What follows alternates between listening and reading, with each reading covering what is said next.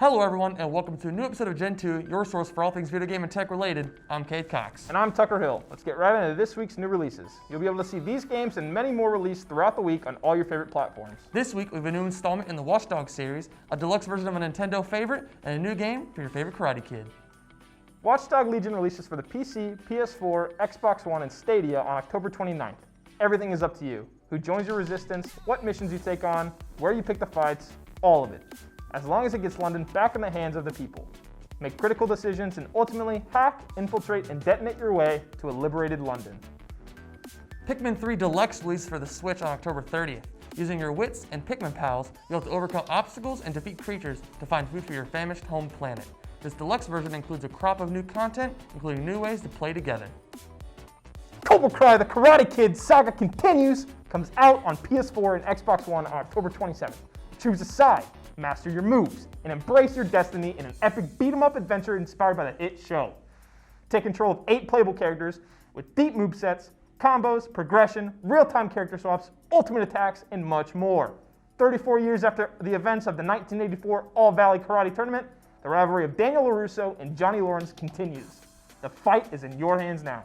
These games and many more will be releasing throughout the month, so be sure to be on the lookout for them. Up next, check out X-Gen with Dalton. Yakuza is definitely a game that I would consider picking up if I ever found myself with the PlayStation 4, you know, just like maybe I'm walking somewhere and somebody left one on the street somewhere. And I was like, dude, you know what? I can play Yakuza now. Hello everybody and welcome back to X-Gen, and this week we're finally talking about something I've become a really big fan of in the last year. And as you already saw in that clip from a couple semesters ago, I was really interested in the Yakuza series back when they were only on PlayStation, but apparently Bill Gates is listening to me because here we are with 3 Yakuza games on the system and Yakuza Like a Dragon coming out soon for current and next-gen consoles. This week we're going to talk about the first game to hit Xbox and the game that is a prequel to the whole series, Yakuza 0. This is just a really great over-the-top Japanese game and I just can't wait to tell you guys about it. I'm going to preface this section by making sure everybody knows this game does not have an English dub, so if you hate subtitles, you might not have a good time, but the story here is definitely an interesting one. Throughout the story, you get to play as 2 different playable characters, the first being Kazuma Kiryu and the second being Goro Majima. Kiryu has been the series' main antagonist for the first few games, however, this is the first time Majima has been playable, as he has always been kind of a wacky side character that wants to fight Kiryu all the time in other games.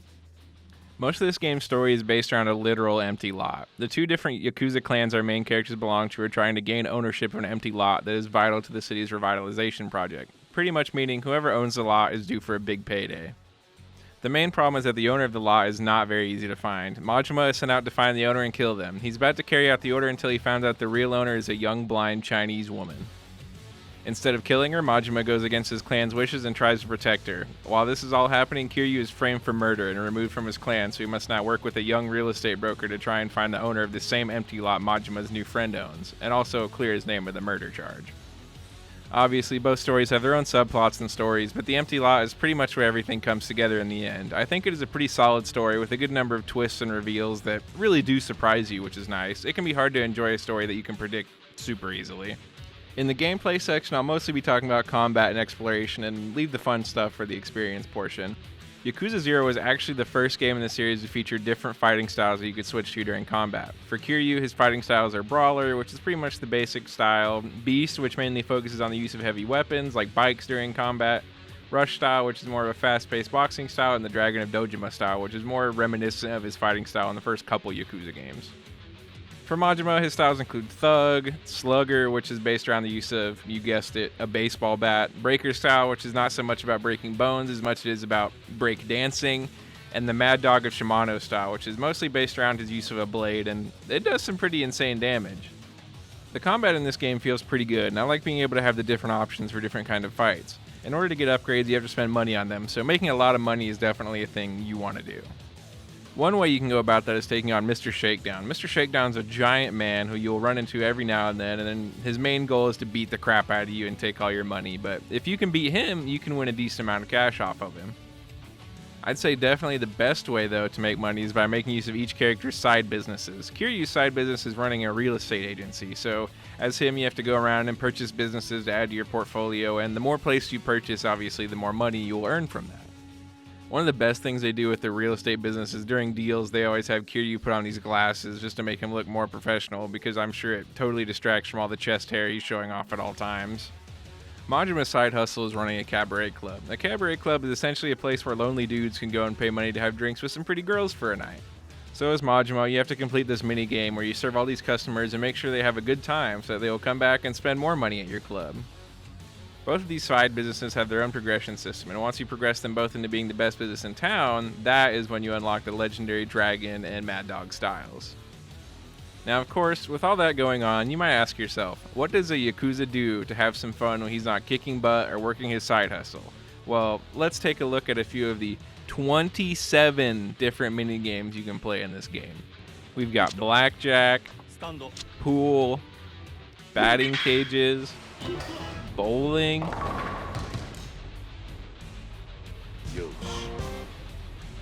dancing, pocket circuit racing, and my absolute favorite, karaoke. Another karaoke song from this game recently blew up into a huge meme. You might be familiar with it. I mean, just seeing someone like Majima just really getting down, that right there is entertainment, and it's something I really enjoy about this game. Like many other games I have talked about, it doesn't take itself too seriously.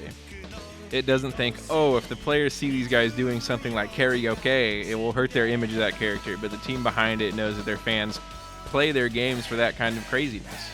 I had high hopes for this game, and I'm really glad that this series has finally made it over to the West and is having the success it is, because I definitely intend to play Yakuza Like a Dragon on next gen after I finish Yakuza Kiwami 2, and you can actually see what I think about Yakuza Kiwami 1 later in this episode of Gen 2, so stick around for that, and I will see you next week on X Gen.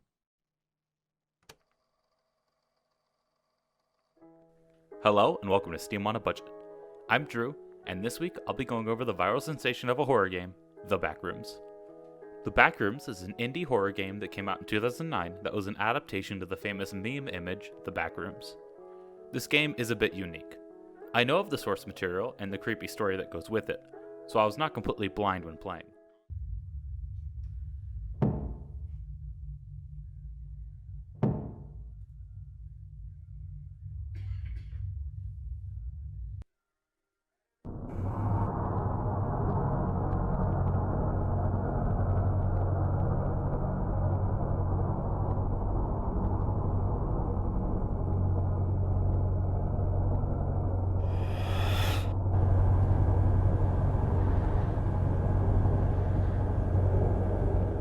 To sum it up, the backrooms are where you go if you no-clip out of reality. There isn't much of an explanation past that. The game is essentially endless, with the objective being to survive as long as possible. To do this, you need to check your watch every 30 seconds to regain your sanity, and try to avoid fighting the monsters that roam in the backrooms. First, let's go over what makes the game interesting. The most appealing thing about this game is the overall aesthetic. The yellow walls and carpet with the fluorescent bulbs humming while you wander in the maze oozes creepy. This game is good at making you feel like you are really stuck in the back rooms of reality. The audio alone is enough to make the whole experience terrifying to go through. All you hear are creaks and cracks with the humming and buzzing of the lights. It's terrifying. Another thing this game does well is how it handles monsters and the bad things that wander around down there. You never see the creatures directly. They're either far away or obscured by walls and doorways. The tendrils that come from the ceiling are always quick to retract back up into the darkness once you get a good look. It never lets you see the monsters clearly, and makes the game have a mysterious feel. Lastly, the replayability. This game is designed to be replayed. It is meant to be a score-based game that you try to beat. It would be best enjoyed by introducing it to friends who have no idea what it is. It makes the experience similar to 2010 sensation Slender. It even enjoyed similar success for a short time. One thing that may be seen as a potential problem is its overall simplicity. It isn't a big game by any means, so it's eventually going to get boring to play, and you will eventually uninstall. But for the low price of free, I hardly see that as a big problem. If you just want to play it again, just reinstall. It's that simple. Overall, I'd say this game is a great small little horror title that'll be a fun thing to replay with friends and try to beat your score, while enjoying the eerie ambiance. This was Drew, and thanks for watching Steam on a Budget. Hello everyone, and welcome to High Fives, the show where I shove my unwanted opinion on video games into the mix and put them in a top 5 format. With Halloween right around the corner, it just makes sense to talk about horror games. But since there are just so many out there, for the sake of both myself and this video, we're only gonna be highlighting 3. On top of that, I'm also going to include clips of scary moments that I've had while playing some of these games for you to make fun of me for. Now with that out of the way, let's get started with today's list on my top 3 personal best horror games.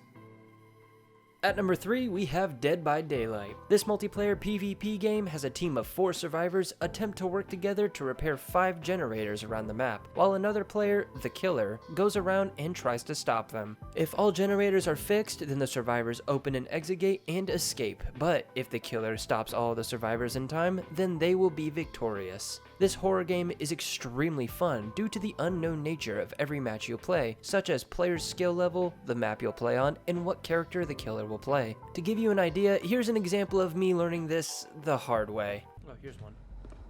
Alright, time to freak out.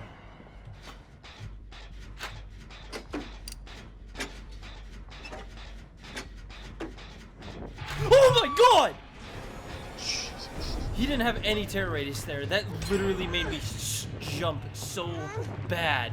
Because of these changing elements, this makes the game consistently fresh and entertaining, placing it in at the number 3 spot. At number 2, we have Five Nights at Freddy's. This unique single-player survival game is by far one of the most popular in the horror genre. In this game, you are tasked with fending off living animatronic animals by looking at cameras, closing doors, and turning on lights. However, depending on which game in the series you play will determine what enemies you face and objectives you will have to complete. The main goal for all of these games is to just survive until 6 AM. Because this series started in 2014 and continues to this day, it's no surprise that creators such as PewDiePie, Jacksepticeye, and most notably, Markiplier increased this franchise's popularity. Now, while I don't have any personal clips of me playing these games, believe me when I say that with all of these tasks you have to balance while constantly being on your toes, it gives these games a constant sense of suspense and terror, putting it in at the number 2 spot. And finally, at the number 1 spot, we have Phasmophobia. Now, while this game is extremely new to the genre, it has taken the entire gaming community by storm, being one of, if not the best designed horror game to ever be released. In this 4-player co-op survival game, you're tasked with conducting lifelike paranormal investigations by setting up equipment, searching for clues, and the most popular element being talking to the ghost with your actual voice. Your end goal for each investigation is to gather enough information to determine what kind of ghost haunts your location. However, the longer you stay there, the angrier the ghost will become, possibly even attacking you. Because of this game's hyper-realistic elements and constantly unknown scenarios, it makes for every match played to be just as heart-pounding as the last. This not only makes me want to play even more, but also creates tons of hilarious and terrifying experiences. To give you an idea, here's just some of the many scary moments that I've had playing this game. Oh, I died. God damn it. How? My door was just closed and I was silent. As Chris said after me, and he turned toward Cody.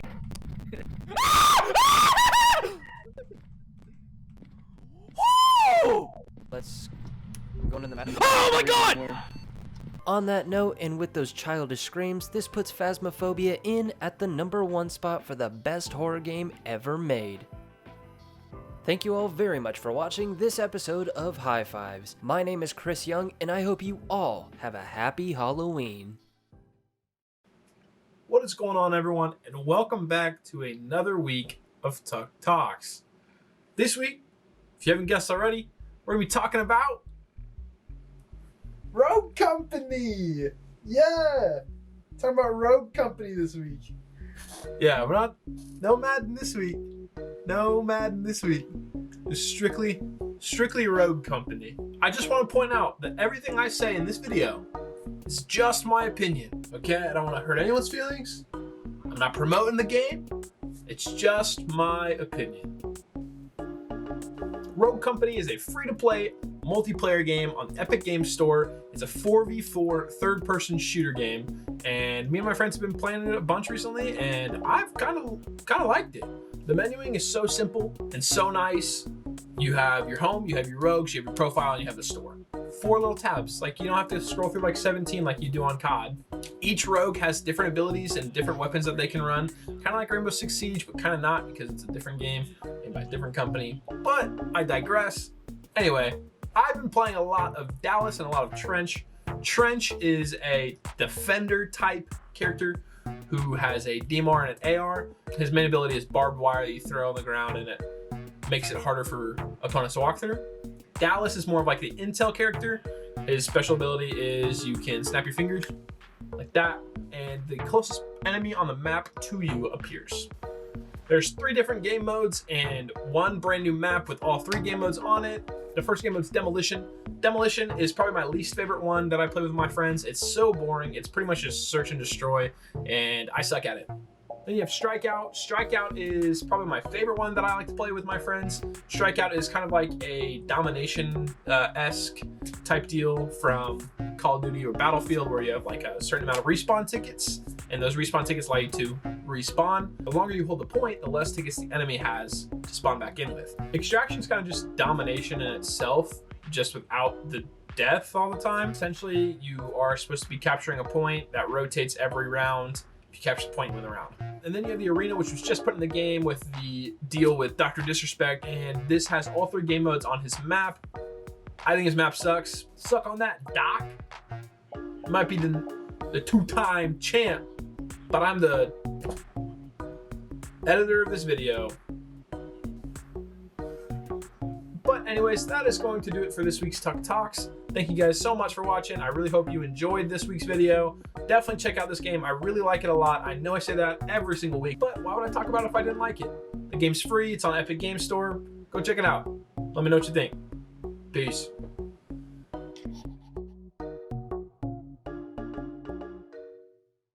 Welcome to this week's Virtual Reality. I'm your host, Derek Campbell. For this week, I dove into the game of bowling. So let's get into some virtual gameplay first to see how I did. It took me a little bit of time to adjust to a more professional setting than what I'm used to when I bowl. The fans are quiet in the stands, there's no background music playing to fill in. It was rough for some of those frames that I bowled in because I would lose control of the ball and it would go straight into the gutter. Those first frames made things look bad, but things did get better for me once I got used to how things were. I was able to make things look easy while playing in the game. I was able to not hook the ball beautifully for the first time in my life and get some strikes to start off with. When I was getting those strikes, the ball would ride close to the gutter, making me a little nervous, but would then curve back in and knock down all those pins for a good old-fashioned strike. I didn't get strikes every time, even though I prayed that I would, but sadly my prayers were not answered. And I ended up with some spares in the equation of my bowling skills. Well, that ends our time in the virtual, but we'll be jumping into the reality here next. Alright, we got done in the virtual here, and I'm at the Bearcat Bowling Alley with Daniel, and we're gonna bowl a couple of games and we'll see how we do. Daniel started us off in the reality with a quick strike down the middle, then was pretty consistent on his opening bowls with knocking down majority of the pins, but not quite getting those strikes that he had in the beginning. He was able to keep his ball on the straight and narrow to the pins to lead to the spares that he would eventually pick up. I think though that Daniel was really good at picking up his spares that he had. He was able to aim the ball pretty good and keep it straight to knock down those single pins that he had on his spares. Even though there were some instances when he missed the pin entirely or couldn't quite get the other pins to knock down each other for his spare. When it was my turn to go, I started off with 2 quick strikes back to back, but then my true skill at bowling showed its head after that. I would throw the ball and it would go straight to the left, knocking only a few pins, maybe a little more on some of my other throws that I had. I felt like I was 50-50 though when picking up my spares when I had the opportunity to do so. I would get lucky and have pins come back and knock down the others, or my aim would be true and strike them down. But on the ones I didn't get, my aim faltered and the ball would just slightly curve away from the pins. We just got done playing some bowling games, and I'm gonna ask Daniel, how do you think I did, man? I think you did pretty good. I only got to watch you a little bit, but when I did, I noticed that occasionally your ball would go to the left. So what I would recommend is you step slightly more to the right. So like, you know how there's 10 dots, right? I was saying on the right, in between the second and third dot on the right of the center, and stand there and kind of bowl that way. And the biggest piece of advice I've ever been given about bowling is don't aim for the pins. You aim for the arrows, like 10 10, 20, I actually don't know however far the arrows are down, you aim for the arrows, and then judge from there. All right, Yeah. Sweet. Thank you, Daniel. Yeah, I know no problem. it was a pleasure, but I'll see you guys next week. Have a good day.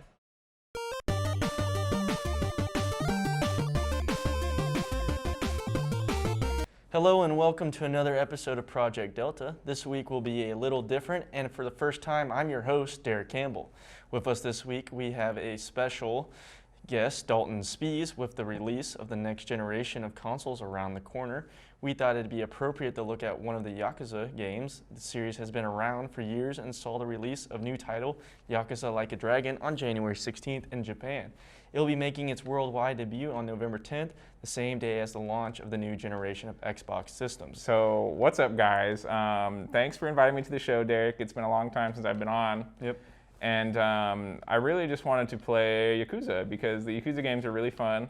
The last time I was on, I actually talked about how much I really wish the Yakuza games would come to Xbox, and they're finally on Xbox. So here we are. We actually just beat up some ruffians and gave them a rough time, but this is Kiwami 1, so it's actually the second game to make its way to Xbox. As the first one was Yakuza 0, which is the prequel, which is a really solid game, and you can probably hear me talk about that maybe like 15 minutes before this segment on the show. In my segment, so you know, it's kind of like a double trouble episode of Yakuza. And you can see Kiryu is he's having a really good time. We're gonna hit him with this Wild Jackson sign. Oh, they want me to hit X, and that guy, I don't think he's gonna wake up. Is that just like a special addition to the gameplay then for fighting, for when they pop up like certain buttons to push? Yeah, so you'll see right there it says Brawler, and to the right there's a little gauge, that blue gauge with a bunch of bars, and those are your heat, that's your heat gauge. And so when you get your heat gauge up, you can use heat moves, which are really just like crazy things that he can do if we get into another fight here soon. Actually, I'm going to go and fight Majima. So Majima he's not really an antagonist. I mean, he definitely like antagonizes Kiryu throughout the game, but he's kind of just like, he's one of the homies that just really likes attacking you. He's like a rival then. Yeah, he's pretty much like a rival. Like he'll follow you around town, and he will his one goal is, I think the only way he could die happy is if Kiryu killed him. But Kiryu doesn't want to do that because they're secretly friends. But actually, I'll switch into a different style just to show that off. You can see this is the rush style. He's a lot faster than he was before, and he's like Muhammad Ali out here. And this is the beast style, which actually you can go over here and just pick up a motorcycle. Jeez. And just smack people with the motorcycle, which is really cool. And actually, we'll do a heat move. And yep, so he's like he just slammed that man with the motorcycle. Human superpower guy right here. Yeah, but this game, really, really good stuff. I like the combat. It's not too hard. As you can, I mean, I'm playing on easy mode because I'm a scrub.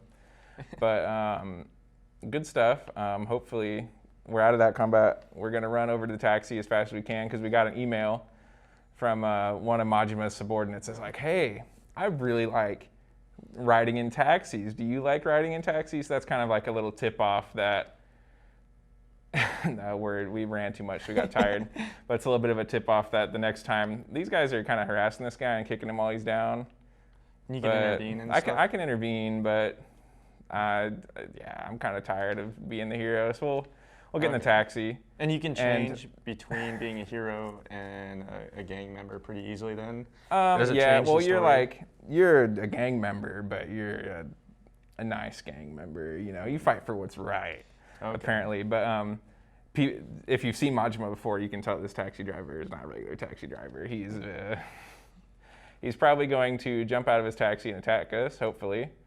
You can see he's got an eye patch because he did some very bad things with the Yakuza, and they didn't like that. And here's the loading screen, which, he is taking us, he's taking us out to the docks. I think he's going to throw us in the river. Yeah, he drove you a while. Yes. And you just follow along with his ploys then, pretty much? Yeah, he's kind of like a minor annoyance, but nothing too special. Gotcha. But Are these the games kind of like standalone with nods to other titles, or do they all tell one grand story with each other? So all the ones I've played have all been one big story. Like I've played Zero, I've played Kiwami 1, which is like the first one but remade, and I'm on Kiwami 2 right now. And all of them, Kiryu is the main protagonist. But I know in the newest game coming out, Like a Dragon, Kiryu is not the protagonist, which I'll definitely have a tough time letting go of my homeboy. But so all the dialogue is actually in Japanese. You know, we got the subtitles on because that's the only way we can play it, unless I go on like Duolingo or Rosetta Stone and learn Japanese. That might take a little bit of time. That'll take a lot of time and probably a little bit of money. So I think I'll stick to reading English, which is pretty good. But actually so we're finally going to fight Majima. You see, he's got himself a nice little knife, but we've got fists, so he's whooping us. But yeah, so every game I've played has had Kiryu, but the Like a Dragon, which I will eventually be playing on my new Xbox Series X, will be totally new and probably a fun time. Yeah, what is this story about in this first game for you? So in this game, it's basically, so your best friend, he goes a little bit crazy, and he kills the big boss of your clan, and you, as his friend, go and you show up at the scene of the crime, and you take the fall for the murder, actually. And so you spend 10 years in prison, and then you eventually make your way out of prison, and it turns out your friend that you took the fall for is now like a pretty bad guy. Without you there to guide him for the last 10 years, he kind of went down the hole and fell into some bad times, and so now he is not having too great of a time. Okay, but the games are known for their lively version of Tokyo that you get the joy of exploring. What are some of the things you can expect to find yourself doing while running the mean streets of Tokyo in Japan? So the streets are incredibly mean. As you see, you can't even get in a taxi without getting attacked by the driver. But there's so much you can do in these games, which is why I really like them. I mean, if anybody knows anything about memes, they know that just recently there was the big meme with Kiryu singing karaoke, but they did deep fakes, which would make it so like celebrities were singing the song, and that is a fantastic meme. I hope, Aaron, you edit some of that in here because that's some good stuff. And I think we're about to put Majima away. We're just gonna stomp on him, and now he's down for the next few minutes before he emails me and tells me exactly where to avoid, so I don't have to fight him again. With what are some the mini games that you can play in this game for other activities, pretty much for you? So this game has got a whole lot of everything. Bowling is definitely one. Hopefully we'll get out of this cutscene real quick, and I'll just pull up the map. I'll take a look at the map and see all the different things you can go and do, because there are so many that for me to remember all of them, I'd have to have a crazy memory. I actually just hit S rank with Majima everywhere, which is pretty cool. And you can see there's the Joker. The Joker makes a cameo right here. He's asked me if I know how I got those scars. But so there's all these shops and stuff. But right here is the lottery ticket booth, so you can play the lottery. Gambling addiction starts young, so you might as well do it in a game. You can go to Club Sega, which has a bunch of the old Sega arcade games. You can go and play. I think they have Outrun and stuff, Mock Bowl, so there's the bowling alley where... Do they have the old Sonic Sega game in there? They don't have Sonic. Oh. They've got Pocket Circuit, which is really cool. It's kind of it's little tiny circuit cars that go on a track and go around really fast.